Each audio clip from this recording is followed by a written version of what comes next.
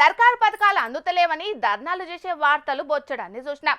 ఇక నిన్నయ్యాల యూరియా బత్తాల కోసానికి ధర్నాలు చేస్తున్న రైతుల ముచ్చట్లయితే లెక్కేలేదు. ఇక అట్లనే మొన్నట్లనైతే ఉద్యోగాల భర్తీ చేయాలని సెక్రటేరియట్ ముట్టడికి పోయి అక్కడనే ధర్నా చేసిన నిరుద్యోగుల వార్తలు కూడా చూసినాం. ఇవన్నీ ఒకేతైతే గీలైతే ఏకంగా సెక్రటేరియట్ లోపలికి పోయి మరీ ధర్నా చేసిండ్రు. మరెందుకు చేసిండ్రు ఏం కథ పురాగార్చుకుందాం పాండ్రి.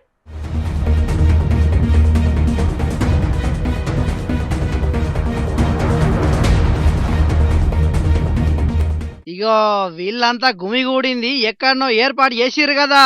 అవు మీరు అనుకున్నది నియమే, తెలంగాణ సెక్రటేరియట్లనే ఇట్లా జమ అయ్యారు వీళ్ళంతా.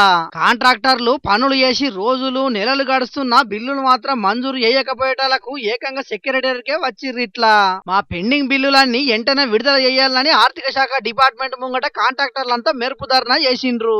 సర్కారు వాళ్ళకు నచ్చినోళ్లకు పెద్ద పెద్ద కాంట్రాక్టర్లకు ఎంటనే బిల్లులు ఇస్తున్నది గాని మా బిల్లులు మాత్రం నెల తరబడి పెండింగ్ లోనే ఉంచుతున్నది. ఇట్లా అయితే మా పరిస్థితి ఏంది? అప్పులు తీసుకొచ్చి పనులు చేస్తే వచ్చే బిల్లులు వడ్డీల సుతం జాలతలేవని గరానికి వచ్చిర్రు కొందరు కాంట్రాక్టర్లు. ఇక ఇదివరకేమో కొంతమంది కాంట్రాక్టర్లు మమ్మల్ని 20% కమిషన్ ఇవ్వమంటున్నారని ఇదే సెక్రటేరియట్ వచ్చి నిరసనలు చేసిర్రు. ఇప్పుడేమో మా పెండింగ్ బిల్లులు మంజూరు చేయమని కొందరు కాంట్రాక్టర్లు ధర్నా చేసే.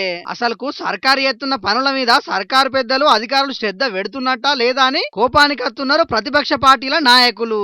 మొన్నట్ల ఎమ్మెల్యే రాయగోపాల్ రెడ్డి సార్ మాట్లాడుకుంటా కాంట్రాక్టర్లను పనులు ఆపకుండా ఎయ్యూరని అడిగితే పనులు ఏతంగాని మీరు బిల్లులు ఇప్పిస్తారని అడుగుతున్నారు. నేను బిల్లులు ఇప్పించే పరిస్థితిలో లేను. పెద్దలేమో వాళ్ళ నియోజకవర్గాల పనులు ఆగకుండా చేసుకుంటున్నారు గాని మా దగ్గర జరిగే పనులకు మాత్రం బిల్లులు క్లియర్ చేస్తలేరని చెప్పిండు.